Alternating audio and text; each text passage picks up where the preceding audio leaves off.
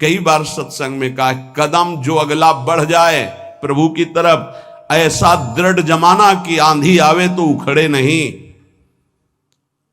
प्रायः जब कोई परमार्थ की सही डगर पकड़ता है तो उसका विरोध शुरू हो जाता है, परिचय होता है सही मार्ग का।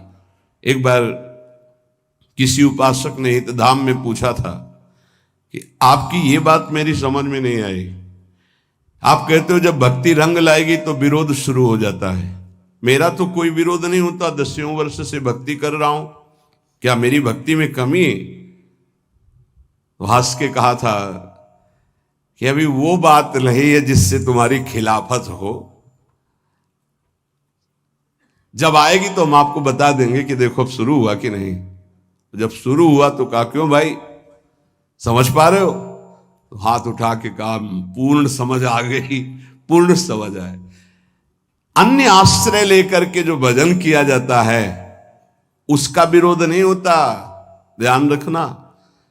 प्रभु से जो कुछ मांगा जाता है उसमें विरोध नहीं होता। जब प्रभु को पाना है सीधे और सीधे केवल भगवद अनन्यता है, अब विरोध आएगा, अब रंग लाएगा विरोध, क्योंकि तुम्हारे सीधे मार्ग को छुड़वाना पड़ेगा। अगर ये पकड़े रहे तो तुम माया पर विजय प्राप्त कर लोगे। और अभी अनंत जन्मों से माया हमें रौंदती रही है, वो कैसे बर्दाश्त करेगी कि हमारे चरणों में गिरा, ये हमको चरणों से रौंद के निकल जाए, ऐसा कैसे हो सकता है? तो वो प्रियजनों के, बड़े जनों के, निज जनों की बुद्धि में भेजती है, यहां से तीर काम करेगा, यहां से काम करेगा, यहां से काम। फिर जब देखती ऐसा नहीं तो इंद्रिय द्वारों पे उसी के दैवी शक्तियां जागृत कर देती, अब आकर्षित करो।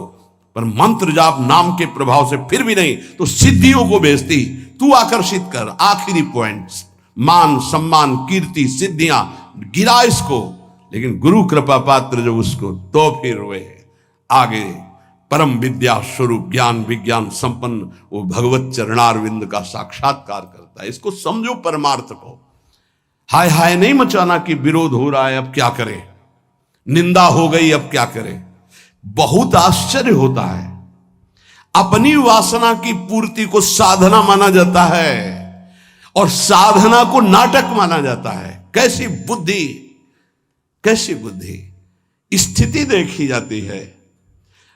बाहरी व्यवहार से कह रहे हैं, किसी परमार्थिक की परीक्षा नहीं की जाती, आंतरिक वृत्ति से की जाती है। बाहरी व्यवहार कुशल है, अंदर से भ्रष्ट है, उसे नहीं कहा जाता परमार्थिक। आंतरिक वो शुद्ध है और बाहरी व्यवहार कुछ बिगड़ा हुआ है तो कोई फर्क नहीं पड़ता, ये परमार्थ है। बाहरी व्यवहार में उसको मन आए बोले किसी से, मन आए ना बोले किसी से, मन आए आज नहीं मन है नहीं खाएगा, नहीं मन है उसका सोनी नहीं लगाएगा, वो बैठा है ऐसे। परमार्थिक व्यवहार का बहुत शुद्ध स्वरूप समझना। पर हमको अपने अनन्यता और अपने भागवतिक मार्ग से अगर विचलित होंगे, इधर उधर करेंगे तो फिर वो भजन नहीं माना जाएगा। इसलिए उपासक अपने लक्ष्य पर ध्यान रखे और ये जीवन केवल प्रभु के लिए है। इस जीवन में हम अब कुछ ऐसा बर्दाश्त नहीं करेंगे जिससे मेरा प्रभु का संबंध छूट जाए। इतना तो आ जाना चाहिए, शेष आगे की बात तो इष्ट और गुरु आचार्य हैं, वो देख लेंगे। आप में कि जहां मैं खड़ा हूं इससे पीछे कदम नहीं जाएंगे, चाहे हमारा गला काट दिया जाए। नारायण अति कठिन है हरि मिलन की बाट, या में पग पीछे धरे प्रथम शीश दे काट।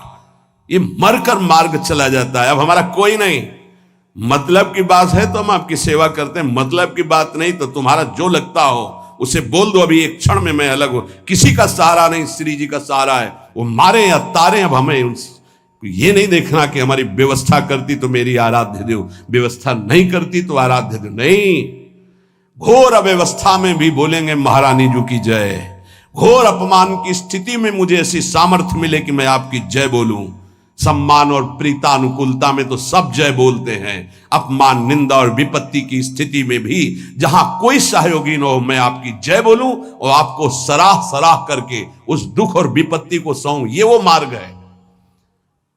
अब कोई हमारा पति है, कोई हमारा प्रीतम है, कोई हमारी पत्नी, कोई हमारा भाई, कोई मित्र नहीं।